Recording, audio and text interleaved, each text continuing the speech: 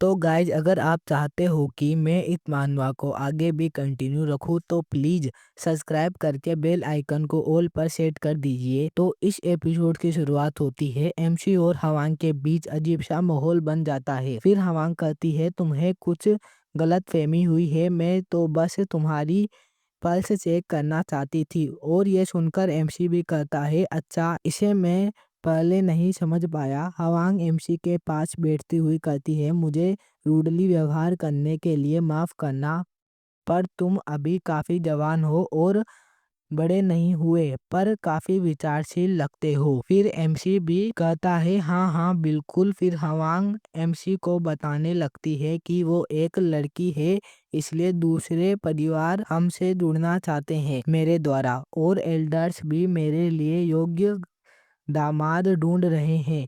और ये सब बातें एमसी को एक कहानी की तरह लग रही थी। फिर वो कहती है मुझे कुछ तुम्हारे बारे में जानना है, इसलिए मैं पहले ही माफी मांग लूंगी। मेरा आपके साथ कोई बुरा व्यवहार करने का इरादा नहीं है, क्योंकि आपने मेरी जान बचाई है तो मैं आपको गेस्ट से अच्छा ट्रीट करूंगी। ये सुनकर एमसी कहता है मैं समझ गया कि आपका क्या मतलब है। आपको जो भी जानना है या पुष्टि करनी है बेझिझक कीजिए। और वो एमसी की पल्स को चेक करने लगती है। इसके साथ ही हवान के चारों ओर से आसमानी ओरा निकलने लग जाता है और वो कहती है कोई भी आम इंसान टांग क्लेन के मार्शल आर्ट को नहीं सीख सकता। इसका कारण यह है कि टांग क्लेन की पोजनल टेक्निक्स में व्यक्ति को अपना आंतरिक ऊर्जा को बढ़ाने के साथ साथ उत्पोजन के अनुकूल ढलना पड़ता है, और उन तभी पोजन में डलकर ही कोई व्यक्ति टेक्निक्स में महारत हासिल कर सकता है। और तुम्हारा शरीर टेक्निक्स को सीखने के लिए एकदम कैपेबल है, परंतु तुम्हारे पास केवल 10 पोइजनस बॉडी ही है।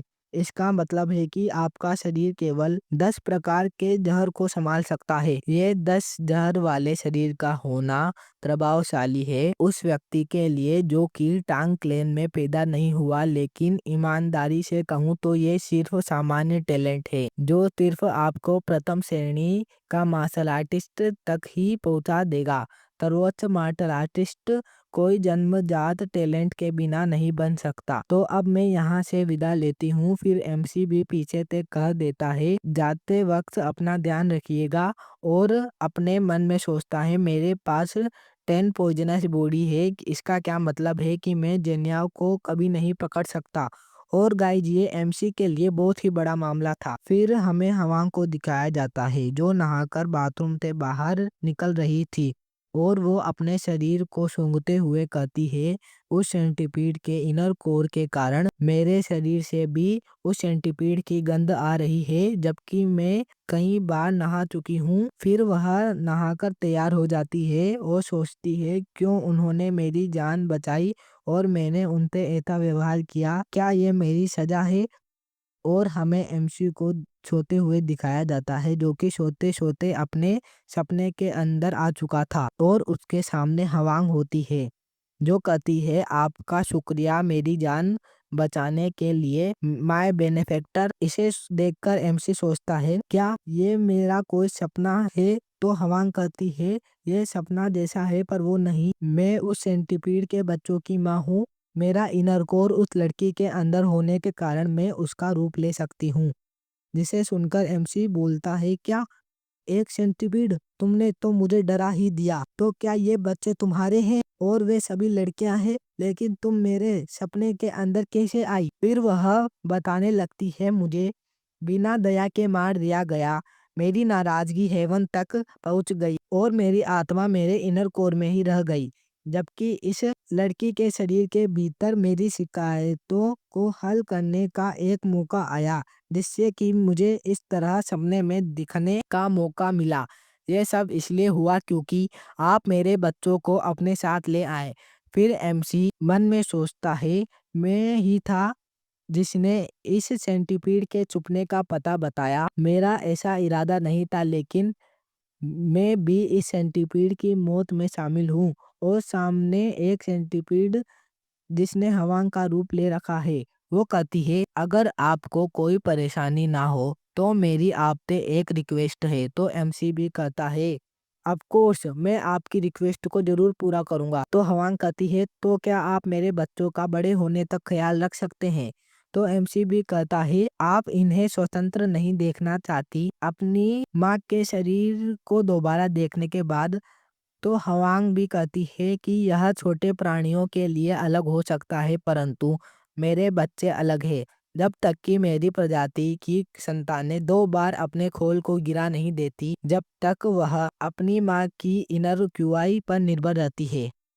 फिर एमसी कहता है जरा रुको क्योंकि मिस हवांग ने आपके कोर को खा लिया तो क्या इन्हें भी मिस हवांग के करीब रहना पड़ेगा। फिर वह सेंटीपीड की मदर भी कहती है हाँ बिल्कुल, और मैंने उस लड़की को अभी श्राप दे दिया कि मेरे इनर कोर की वजह से उस लड़की के शरीर से हमेशा के लिए दुर्गंध आएगी।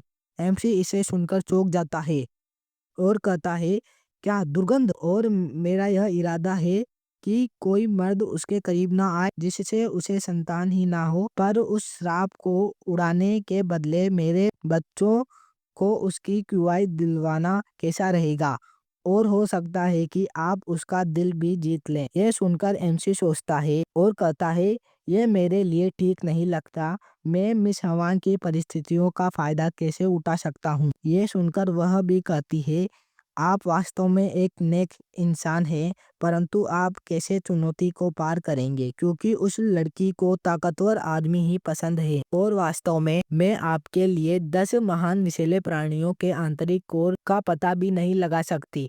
एमसी इसे सुनकर चौंक जाता है और कहता है मेरे पास एक आइडिया है, बस इसे मुझ पर छोड़ दो, मैं इसे खुद संभाल लूंगा।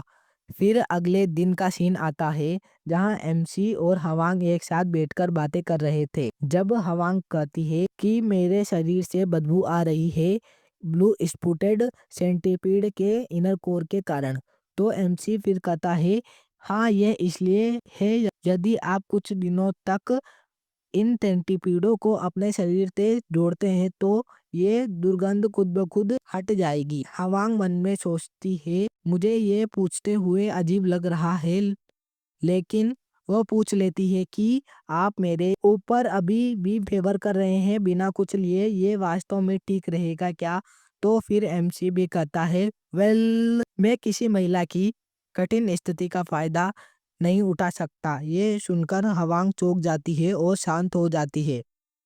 फिर कहती है मैं कुछ दिए बिना आपकी दयालुता को स्वीकार नहीं करूंगी, और मैंने अपनी पिता की बातों एवं आपको देखकर पता लगाया कि टैलेंट या मार्शल आर्ट से भी कुछ चीजें मूल्यवान हैं। तो एमसी भी कहता है मैं अभी कुछ सोच रहा हूँ कि आपने बताया कि मैं मेरे शरीर में 10 पॉइजन को ही संभाल सकता हूँ, तो वो भी कहती है हाँ बिल्कुल।